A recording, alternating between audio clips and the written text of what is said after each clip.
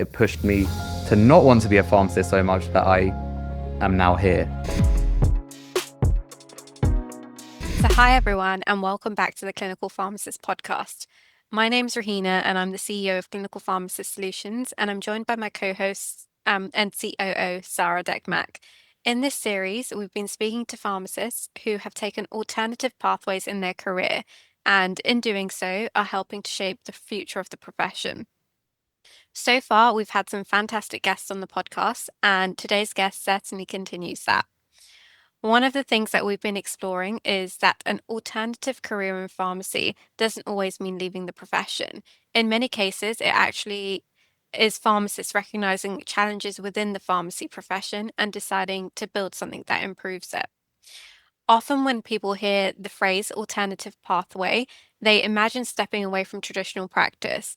But many of the impactful changes in pharmacy are coming from pharmacists who remain closely connected to the profession, whilst developing education services, technology, and new ways of supporting both patients and colleagues. Today's guest is a really good example of that. During his own trainee year, he identified a gap in how trainee pharmacists were being prepared for the registration assessment and early practice. Rather than experiencing that difficulty and moving on, he created a solution, and that led to the development of RevisePharma. So we're really pleased to be joined by Zhyar Said, founder of RevisePharma, an educational platform supporting pre-registration early career pharmacists across the UK. He's also the founder of CliniTools, Zspace, and the Pharmacist project. Zhyar, thank you for joining us. You have an incredible wealth of experience here, and it'd be great if you could tell us a little bit about your journey and where you've got today and what your experience has been like. Thank you for having me. I'd be more than happy to go through that. So, as you mentioned, when I was a trainee, I went through the difficulty of not being well prepared for the GPHC exam. The GPHC, as amazing as they are, they only give us a very short list of things that will come up in a GPHC exam. It's CNS, cardio, endocrine, and they expect us to answer 120 questions on it. So when I went through the GPHC exam, I kind of made it my very top priority that I had to smash this exam. Failing it was not an option. And that was instilled into me quite early on because I failed my fourth year OSCE. In my head, I made a very calculated analysis. If you fail your GPHC exam in June, it's okay. You can sit in November. If you failed an OSCE, that means you're only allowed to sit in November. And if you fail that, you have to wait 8 months till June the following year. Now, I'm someone who back then, especially, I was scared by the idea of losing income. So that kind of drove me to ensure that I absolutely gave it my hardest to pass that GPHC exam. So within the first 2 months, I had most of my notes completed, something that most students don't have. Impressive. Thank you. And well, it came to the exam time anyway, and because I was during COVID, that exam kind of failing in November kind of got blown out anyway, because we all ended up sitting in March together a year later because the exams were shut. But essentially, because I became, in my opinion, an expert on how to study for the GPHC exam, I thought, okay, maybe I could teach it. And I didn't actually go into it thinking, oh, I'm going to basically teach for the GPHC exam from the get-go. It was more, I fell into it. So when results day came, I already had the page RevisePharma, but this was more so just to keep my clinical knowledge up because at the time I decided to change my career into being a data analyst. So when it came to results day, I got bombarded with messages asking me if I could teach them to pass the GPHC exam because I did quite well. I got 95% overall with 100% in calcs, and people just wanted me to coach them through it. I was like, okay, well, in my head, I thought it's actually not that hard to pass the exam. Maybe it's just you're not doing the right thing. We're all smart enough. Actually, most of the people in my head were smarter than me because they didn't fail an OSCE. They managed to glide through university. We're all smart enough because we've gone through university, but they did it without the extra hurdle of failing an OSCE. So I was like, look, you're smart enough. You probably just did the wrong thing. So yeah, maybe if I teach you what I did, you can pass. And 5 years later, I mean, the first year we had 200 students, second year 700, third year 1,500, fourth year 1,700, and we're currently going through our fifth year. And with 4 months to go, 2 days ago, we hit 2,000 out of 3,100 students. Wow. And that's actually on a course, not just in our network or on a free mini course. That's like on our full, well, taken up most of our courses, to be honest. So that's how much it's grown. And I suppose when you are teaching 65% of them with 4 months to go, you can call yourself the biggest in the industry. So Yeah. excited to be here, to be honest. Yeah, I Uh, think you've definitely earned that title for the biggest in the industry for that. And I think that's so impressive to have so many students that are now utilizing your service as kind of accompanying them to get to that registration exam. And I think that it goes to show what a big gap there is in that kind of final education before getting to the registration exam. I feel like mine was such a long time ago, but I also remember those nerves and the panic to kind of revise. And I think I was very geeky, so I had my head down from day one. I don't know what your experience was as well there, Sarah. I mean, to be honest, I think I just read the BNF end to end like 4 times and I was like, okay, I'm done. But I did not use any sort of training Mm. provider. I think I did the Boots pre-reg. So you had their training, but that wasn't, I think, enough to help you sort of sit the exam and pass it. Yeah. Yeah. Yeah. And you've had a 95% pass rate for the students that I saw on your website that have been using your services and learning with you. So I think that goes to show for itself how impressive it is. yeah, thank you. I mean, we're really proud of our pass rate. And actually, to be honest, we're a little bit modest with the pass rate because this is a pass rate in people who just buy the course. If we consider having done most of the course, it's actually 98 point Wow. something. And then if you have done the entire course, we've got like a 99% pass rate. And that's why we literally never get asked for refunds because most of the time students acknowledge, okay, maybe I should have just used the course and I'd rather have used the course because everyone around me who has used the course and utilized it fully has passed. And the students thinking, okay, well, when I'm asking my friends, how did you pass? They've all gone, well, I used RevisePharma. So that's probably why I've never really had a request for a refund. Now, it's Yeah. different to when people request the refund because they've seen we've cut their access and they haven't had access to it long enough. They've just like misunderstood that we give them access till they pass. So when we tell them, you know what, like we're not trying to make more money off you. We'll give you access until you pass the GPHC exam. They're quite happy to hear that and be like, okay, well, I don't actually want the refund. I actually want access to your course again. Yeah. So that's also a positive sign to see. I think that's pretty impressive with your success rate, the pass rate, and the fact that actually no one wants refunds. I think that goes to show what a good quality training program and service that you're providing. So if a pharmacist is doing their foundation year, their pre-registration year, what it was for us, how would they go about kind of signing up to your services? So our service is based on the concept that we appreciate you don't have much time to play around with training. So it's very straightforward. You just go on our website, purchase the course or the bundle that you want, and it's all online modules. It's all pre-recorded practice questions. It's all very well laid out so that if you are confident, you should be able to just take yourself through it, and that's it. However, every single student has my WhatsApp number.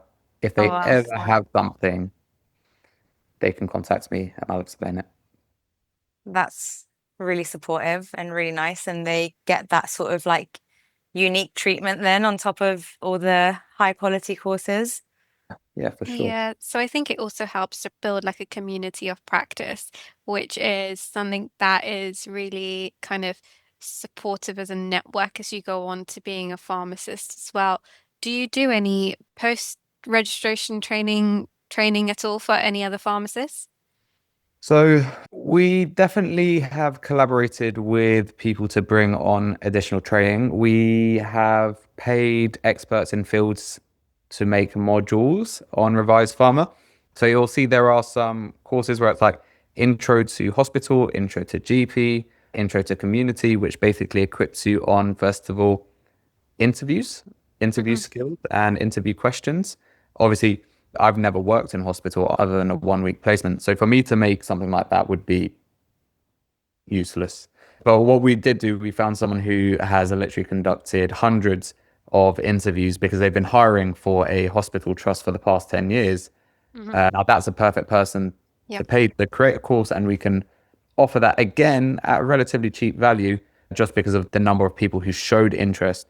We don't really mark up our prices too much because we know that there is a desire for it. If the desire is strong, I think the best thing to do is just let those people have access to it for a reasonable price. It will do better for yourself in the long run as well.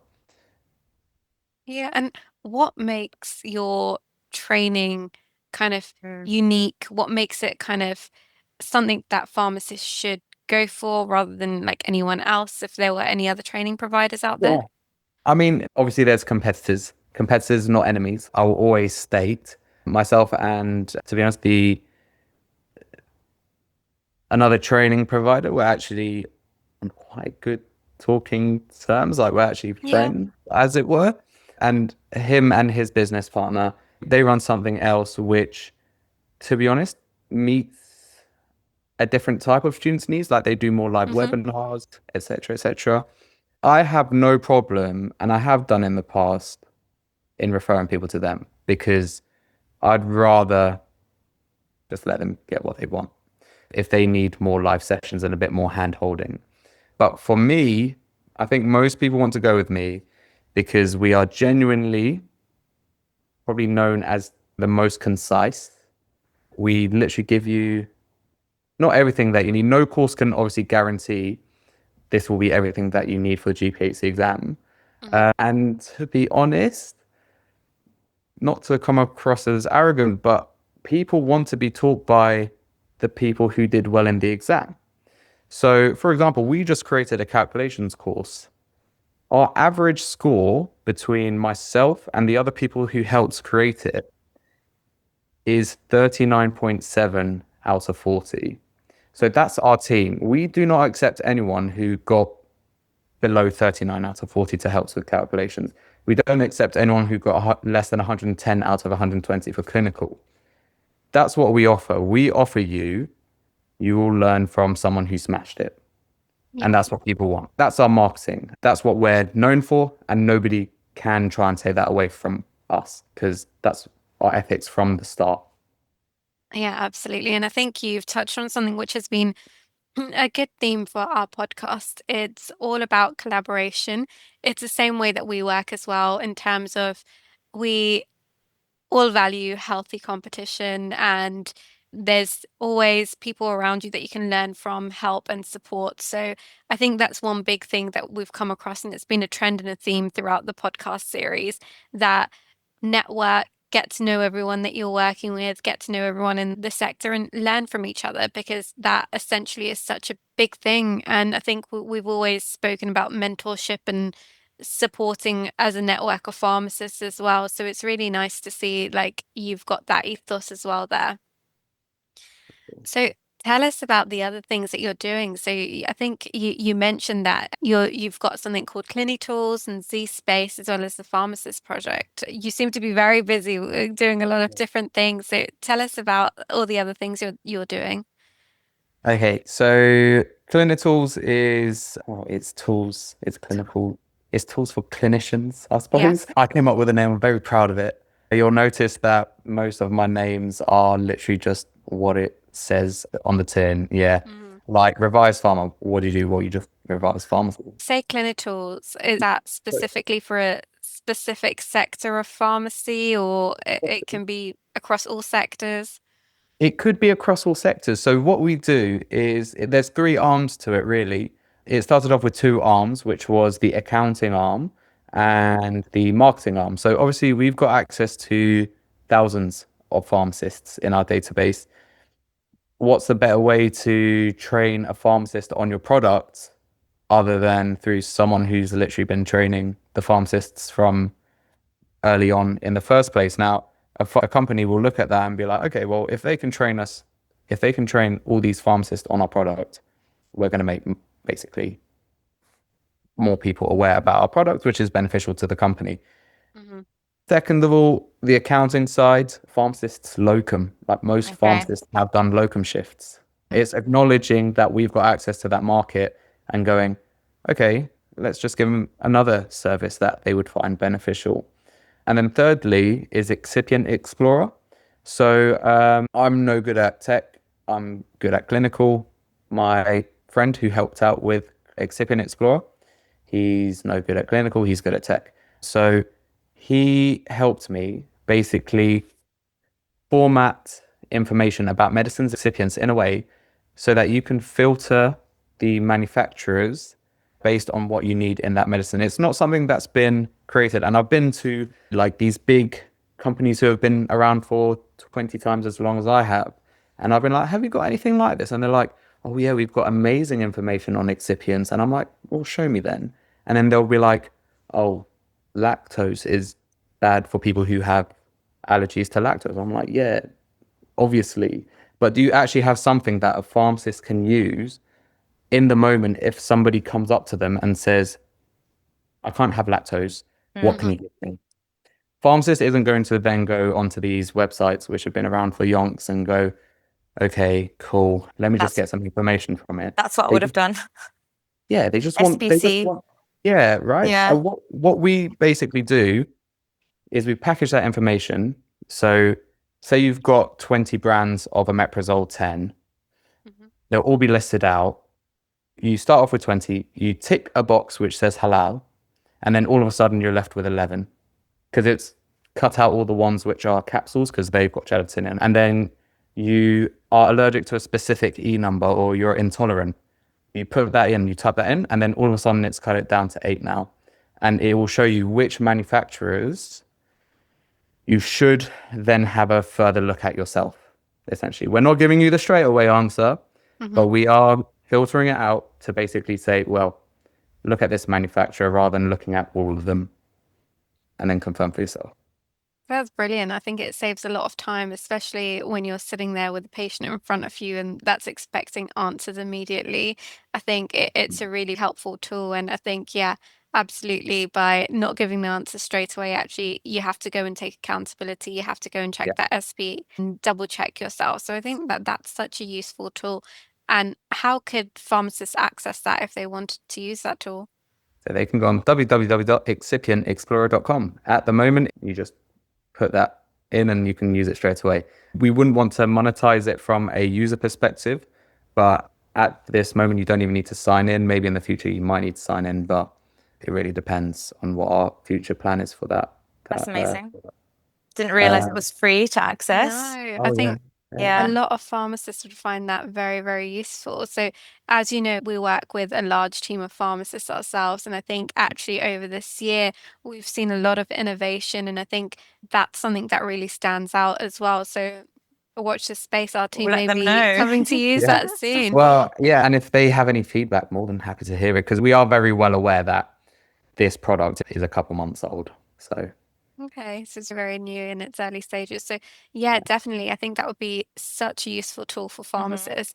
And then jumping back to what you said about accounting as well. So we work with many pharmacists, just mentioned, but it's something that always comes up, difficulties with accountancy or making limited companies as you're a contractor and not knowing the right or correct advice that might be right for us. So I think that's also like a very useful kind of service to be providing. Yeah, for sure. Well, we're happy we could help with that as well. We always give the most honest advice when it comes to accounting. So I know a lot of accountants push people to get a limited company when it doesn't make sense financially because they know, well, the fees for doing a annual return for a company is like triple what you would charge someone for a self-assessment. Why refer them to a self-assessment where you can make triple, right? We don't do that. We are very honest accountants, as you should be. We collaborated with a company called Ace Accounting Services. Yeah. They do the accounting side. We basically link them together. That's it.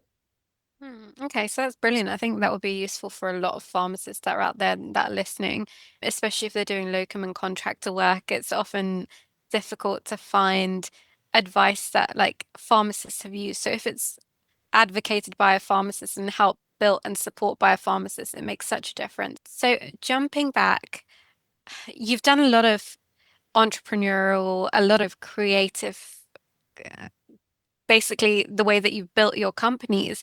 What Mm. motivates you to kind of do that, and what brought you away from the traditional either community, hospital, GP practice, pharmacy, and go into something so entrepreneurial? I think I feel like it's very cliche, but you can always say from childhood, you know that you need more. Yeah. As a child, my environment was very different to actually go into my childhood. I'm a first generation refugee, came with my parents. I was 10 months old. I didn't really feel like a refugee to the extent that somebody else would, but I was lucky enough to be able to basically go for free to a private school. And I was surrounded by people where it's like, whoa, you mean you guys own your house? So, like, being opened up to that was amazing. And then my friends, like when you looked at their parents and saw how successful they were, that was also eye-opening. So I always thought like that you look at these parents, you either have to be like a director of a massive firm, which takes forever if you want to climb the ladder, or start up your own thing like the other friend's parents. So I thought I can't be bothered to wait 30 years till I'm a director of a massive company. I'm just going to start my own thing. So I've always had that energy. I kind of put all my time and effort into starting up new ideas. Not all of them pass, most of them fail. The ones that pass stick. So I invest my energy into that. So yeah, that's kind of why I went down that. I think I had a very bad experience working as a pharmacist during my training year, just because it was COVID when I was doing my training. And I was like, never again. I then had to work as provisionally registered, and the owner of the pharmacy who was taking me on as provisionally registered, that wasn't my tutor from where I did my training. I would have loved a job with them. They were amazing, but I had to go find work elsewhere. And that person just put me off so much, just so rude and arrogant. They probably don't realize how much they put me off being a pharmacist, to the extent that it pushed me to not want to be a pharmacist so much that I am now here. You could thank them in a way. Yeah, I mean, if I could, but then that would involve talking to them, which I would Not hate to do. literally. But yeah, not literally, but yeah. So kind of having that experience, although it was negative for both the COVID, making my training year maybe the most frantic year of my life, and then the negative experience with the guy who took me on, threw me off, kind of just put me off so bad. That is a shame. Yeah, I think it goes to show that experiences that we have really go to shape us and where we end up. And I think from your early childhood to having those experiences, and then through COVID with your pre-reg, and then not having such a great pre-reg tutor in that final place that you were at, I think it, number one, motivates us to be different. And actually, it's helped you to change the outcome for a lot of pharmacists in their training as well. Because if someone is stuck in a position where they do have a tutor that maybe not so great, or they're having a not so good experience, coming to use your training actually is a benefit for them and gives them that kind of training and support and network that they need as well. And I think it's inspiring for us to, as pharmacists ourselves and as entrepreneurial pharmacists, to want to not be like that for the next generation of pharmacists and give them a good experience and actually show them, as pharmacists, there's a lot of impact that we can have, regardless of if we're in a community hospital, general practice, or any kind of alternative pharmacy career, portfolio career. There's a lot of impact that we can be making. So I think it's good to live through these experiences and turn it into something so positive. Yeah, thank you. So, yeah, I was gonna say you've not gone back then, ever, since then? No, the only time I will do a shift is if something has really badly happened and I like the person who needs the favor. And in that sense, I've done one shift in the past 2 years. So yeah, I kind of pride myself on not being in a pharmacy, I suppose. The more I can keep out of it, the more good I feel. But yeah, and I feel like there's plenty of people in that same mindset, but just have not done anything about it. Yeah, and I think that's why actually this podcast is in existence, because I think there's probably a lot of pharmacists that are kind of sitting on the fence there and they want to see how people like yourself have done it and what experiences you've gone through and what advice you can give them. So that actually wraps up nicely to my next question. So for those that are looking to kind of step into something a little bit new, what advice could you give them? Without sounding too like cliche and that kind of spiritual vibe or whatever, you genuinely have 100% failed at your dreams if you never tried it. That is 100% guaranteed. You failed there and then if you haven't tried it. If that upsets you, then try it.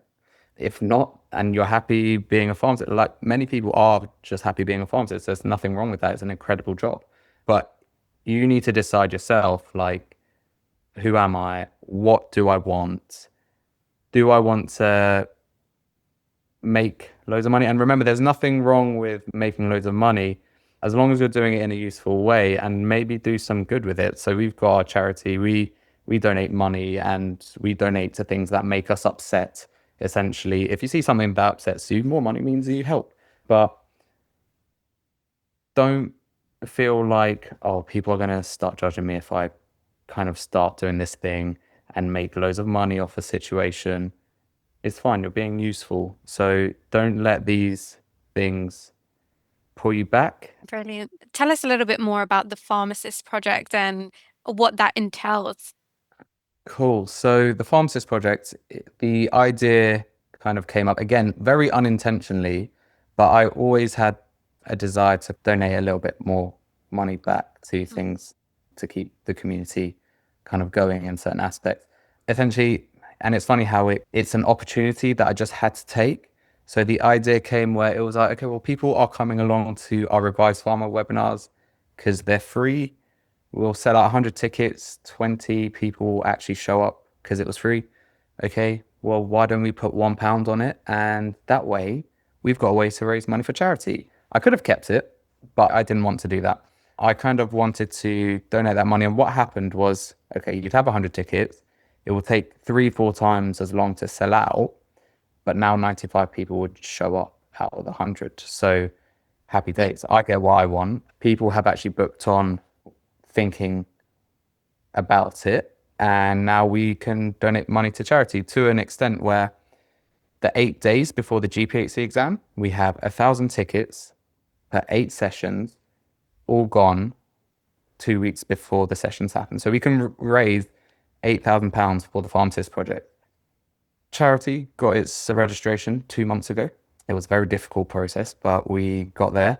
And now we can donate that money and invest it back into things such as food banks, soup kitchens. We'll literally go, we never donate money because we don't know what happens with that. We'll never donate money, but we will literally donate the things. For example, there was a homework club for children who were caring for their parents, and the member of staff said, look, the students, they come in, they do their homework from their mobile phones. And I'm like, what? They don't have a laptop?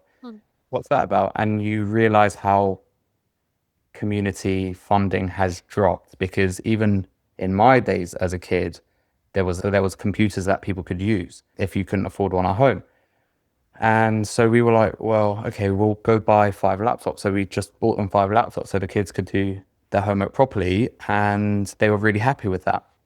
Now, it's called the Pharmacist Project because the idea is the money comes from pharmacists. Like, let's do some good together as a community. Yeah. It's all the pharmacist money.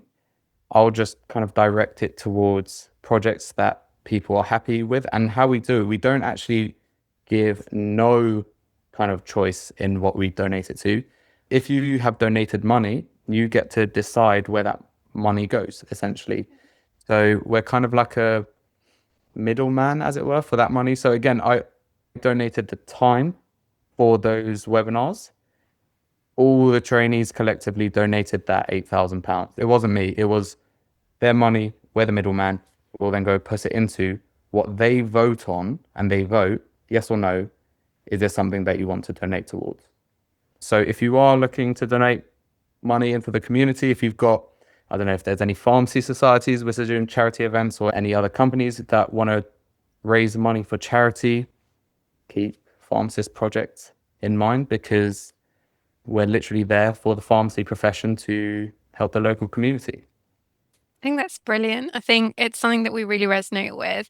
I think there's not enough people that are doing such a great thing like that. And I think that £1 per ticket is going to actually form such a great way. So that's amazing. If pharmacists wanted to kind of donate without being part of the courses, so say pharmacists like us that are past our pre-registration and aren't attending the courses, Yeah. how can we go about doing that? So we just take straight donations, to be honest. As I said, we are literally 2 months into our registration. Hopefully the idea is obviously we'll have official channels where you can take the money. Unfortunately, we haven't really been able to take much. Well, we haven't been able to take any money from individuals, which is something we're so keen on doing more of, obviously, because by the looks of it, there's loads of people that want to donate. Hopefully soon there will just be direct ways to donate the money through our website, but that's all just Okay. being developed. And what's the website that pharmacists can reach you at?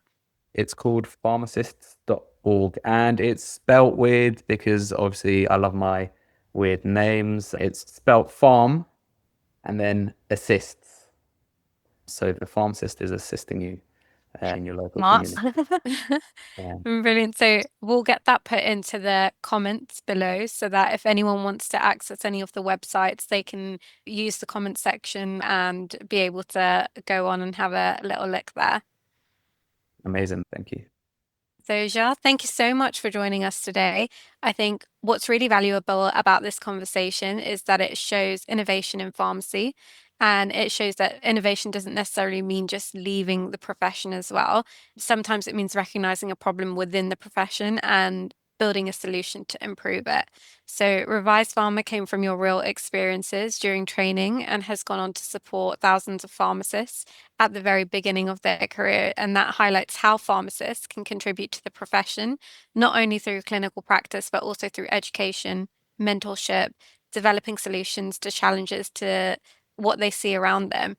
So thank you both for joining us today. And thank you to everyone for listening. The aim of the podcast is to showcase different ways that pharmacists are shaping the profession, sometimes inside traditional roles and sometimes by building something alongside them.